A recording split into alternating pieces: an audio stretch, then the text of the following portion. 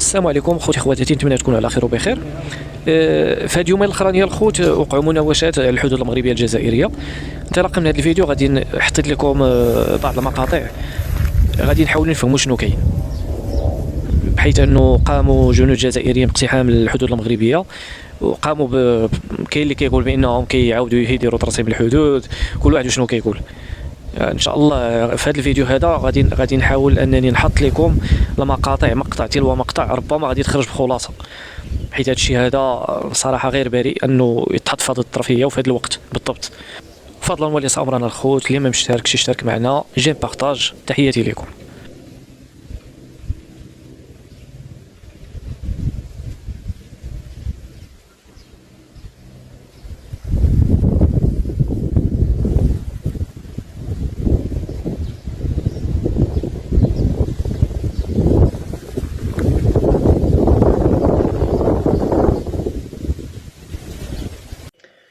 السلام عليكم الإخوان والأخوات. حتى نوضح ما وقع اليوم بقصر إيش، تلك النقطة الحدودية في أقصى شرق المغرب، في حدث مؤلم ومؤسف على شاكلة ما وقع لأهلنا بفيقيك بمنطقة العرجة، حيث تفاجأت ساكنة قصر إيش اليوم بنزول تلة من العسكر الجزائري، حيث بدأ في رسم ما يسميه بالحدود عبر وضع أعلام حجرية، ووصل به الأمر كذلك إلى نزع شبابيك كانت تحمي البساتين والمناطق الزراعية لأهل إيش. حتما ما سيترتب عن هذا الترسيم هو فقدان ساكنة قصر إيش لجزء من أراضيها وأراضي آبائهم وأجدادهم. هذه الساكنة التي آوت المجاهدين الجزائريين إبان الاستعمار وسعادتهم بالأكل والشرب والسلاح، فمن العيب أن تجازى هذه الساكنة بهذه الطريقة. فما فعلته الجزائر اليوم هو خرق سافر لجميع المواثيق الدولية، وخرق لاتفاقية لالا مغنية لسنة 1845، حيث تنص بعض بنودها على احترام نمط العيش والأراضي الفلاحية والزراعية لساكنة الحدود. وإذا كانت الجزائر تستند في فعلها هذا على اتفاقية سنة 1972، فإن هذه الاتفاقية كذلك تنص على احترام الاتفاقيات التي سبقتها، ومنها اتفاقية لالا مغنية لسنة 1845. أمام ما حدث نزلت القوات المسلحة الملكية إلى عين المكان، وأخذت المعطيات ورفعتها إلى الإدارة المركزية، لكن ساكنة إيش قلقة على أراضيها، قلقة على أمنها. فهذه الساكنة التي حافظت على حسن الجوار والتضامن عبر التاريخ أحست اليوم بالظلم والترهيب والاستفزاز. وهذه الساكنة تاريخيا تجنح إلى السلم وإلى حسن الجوار، وتعتبر أن ما وقع مؤسف جدا ومؤلم. ما بغيتش نقول لكم باللي كاين رجال اليوم في قصر إيش كيبكيو على الأرض ديالهم اللي مشات، وما غاديش ينعسوا، لأن ماشي سهلة أنك تكون واحد الأرض يلاه الأسبوع الفارط قلعت منها الزيتون، واليوم كتفاجأ كيقولوا لك صافي ما بقاش عندك الحق تمشي عندها. هذا ما وقع اليوم، وربما نرجع إلى الموضوع وإلى تفاصيله وإلى اتفاقياته في حلقة قادمة. والسلام عليكم. فاش ما كيكونش التواصل كيكون مشكل، كيوليو اشاعات، كتولي بروباغندا، كيوليو بزاف ديال الحاجات اللي كتفتح باب التاويلات لشي حوايج ما كاينينش. هاد يومين الويب الجزائري كامل كيتكلم على موضوع واحد إيش أو قصر إيش، وكيحاولوا يسوقوا المغالطات عالية من الصحة أن الجيش الجزائري دخل ليها بالزز على المغاربة، بل كيحاولوا كذلك يربطوها بواقعة العرجة والملياس في فيقيك، في محاولة لخلق حالة هلع بين المغاربة وإيهام الرأي العام الجزائري بأنهم حقوا انتصار وهمي آخر على المملكة المغربية. إيش قصة أخرى وسيناريو آخر، وغنقول لكم بالضبط شنو وقع. هاد الواحة كتواجد داخل الحد المغربي من الحدود مع الجزائر، فالجنود الجزائريين جاو لجهتهم من الحد وعاودوا الصباغه لذاك الحجر اللي حاطينه معلمين به المنطقه تماك. وهذا الشيء وقع بالتواجد والاستنفار من حرس الحدود المغاربه على الجانب المغربي طبعا. المهم واحد المغربي شاف هذا الشيء وصوره وقال في الفيديو ها هما كيرسموا الحدود. هاد الكلمه ديال ها هما كيرسموا الحدود انتشر في ذاك الفيديو واحد الانتشار تام، والاعلام الجزائري بنى عليه العشرات من السيناريوهات، وبين ليله وضحاها انتشر بشكل كبير في السوشيال ميديا. الامر ما وقفش غير هنا، البارح بالليل عناصر من الجيش الجزائري بداو كيتيريو طلقات ناريه في السماء من جهتهم الحدوديه باش يخلعوا المغاربه في عمليه استفزازيه، والغرض منها واضح، محاوله اشعال فتيل الحرب. اما من الناحيه المغربيه حرس الحدود تكلموا مع الساكنه وطمنوهم باللي ما كاين حتى حاجه وما عندهم علاش يخافوا. هذه هي القصه باختصار، وكاع داك التضخيم والتهليل اللي داروه في الجزائر ما عنده حتى علاقه بالواقع. القوات المسلحه الملكيه متواجده في اماكنها بحاله استنفار ومستعده لاي شيء، وفي نفس الوقت المغرب ما معمرش راسو بالخزعبلات واستعراضات السينما ديال العسكر. تحياتي. اولا الجيش الجزائري ما دخلش للحدود المغربيه، الجيش الجزائري ما خداش الواحه تاع ايش. غتركزوا معايا مزيان، هذا هو الفيديو اللي تحط.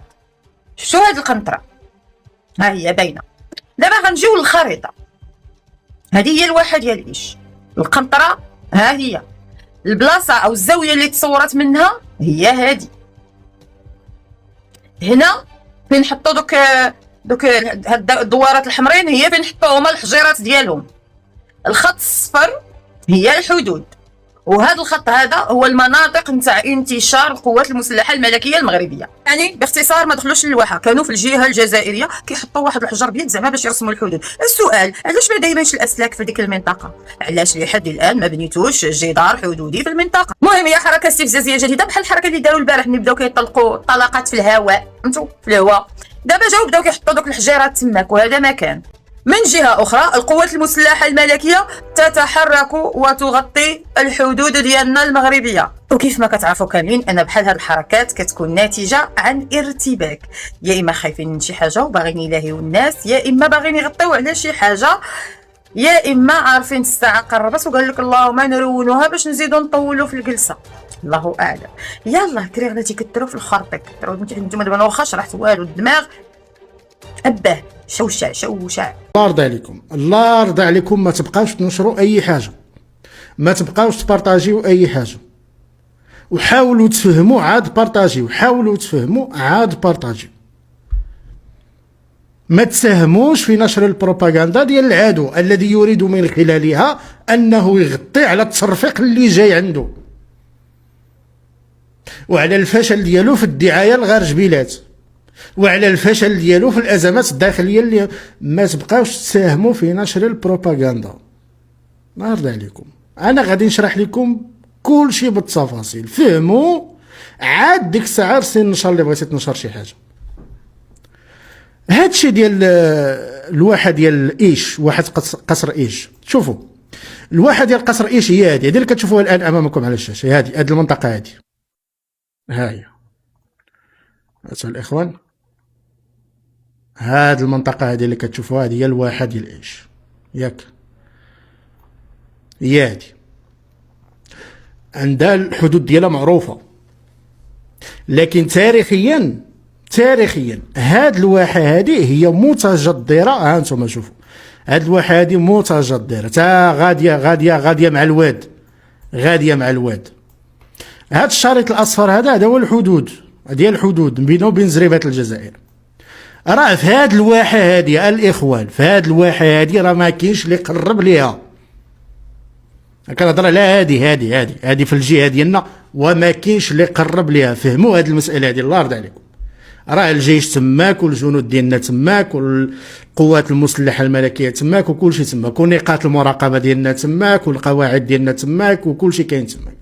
كنهضر على هاد الواحه هادي وكاين هنا واحد كاين بعض المآسات التاريخيه اللي كاينه هنا، وكاين بعض البنايات اللي كاينه. هذه ايش هي شفتوها؟ هذه منطقه مغربيه خالصه. انا كنهضر لكم على هادشي اللي كتشوفوه الان امامكم على الشاشه. هادشي هذا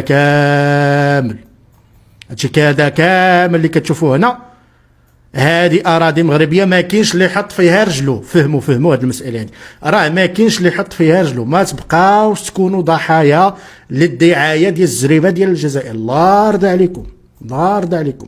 اجي دابا نشرح لكم البروباغندا اللي حاولوا يديروها هاد القروده هادو. البروباغندا اللي يحاولوا يديروها شنو داروا؟ مشاو لهنا الاطراف ديال الحدود، فيه هنا الاطراف ديال الحدود هنا فين كتشوفوا هذا الحجر هذا، فين كتشوفوا هذا الحجر هذا، شفتوهم؟ هاد الحجر هادو شنو مشاو داروا؟ مشاو صبغوا بعض الحجر هنا، زعما راه هذه الجهه ديالنا، صبغوا بعض الحجر هنا زعما هذه راه الجهه ديالنا. وفي الليل شنو داروا؟ في الليل في هاد المناطق هادو بداو كيطلقوا النار في الهواء في الليل، بداو كيطلقوا النار في زعما راه حنا كنستفزوا. ومن بعد جات واحد المروحيه ديالهم بدات كطير هنا وكترجع، كطير. فهموا واحد المساله، راه ايش هادي كنهضروا عليها هادي الاخوان، هادي هذا راه ما كاينش اللي يقرب ليها وما كاينش اللي غادي يقرب ليها. فهموا هذه المساله هذه، الله يرضى عليكم. ديال ايش بمعنى القرن، عندنا هنا في سوس تيقولوا اقرد، وفي الاطلس المتوسط تيقولوا ايسك، وكاين شي بلايص تيقولوا حاجه اخرى. المهم هاد الامازيغيه تاع هاد المناطق هذه ايش هو القرن.